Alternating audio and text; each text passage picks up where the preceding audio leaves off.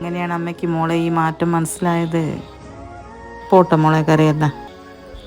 പൊറുക്കമ്മേനോട്, ഞാൻ ചെയ്തത് തെറ്റാണ്. ജിത്തുവേട്ടനെങ്ങനെ അറിഞ്ഞാൽ പിന്നെ ആ മനസ്സിൽ എനിക്ക് ഒരു സ്ഥാനം ഉണ്ടാവില്ല. എനിക്ക് പേടിയാവും അമ്മ, ജിത്തുവേട്ടനറിഞ്ഞാൽ. കരയരുതിട്ടോ ഇനി. ജിത്തു അറിയാതെ ഞാൻ നോക്കിക്കോളൂ. കരയരുതൊക്കെ മറന്നേക്ക്. ഒരു നിമിഷത്തേക്കാണെങ്കിലും ഞാൻ ചെയ്തത് തെറ്റല്ലേ അമ്മ? എൻ്റെ മോളെയും ഈ വീടും നിങ്ങളൊക്കെ വിട്ട് ഞാൻ ഇറങ്ങിപ്പോകാൻ നോക്കിയില്ലേ? വലിയൊരു തെറ്റിനല്ലേ അത്? മോൾ ഒരു തെറ്റും ചെയ്തില്ല. മോൾ ഇപ്പം ചെയ്തത് ശരിയാണ്.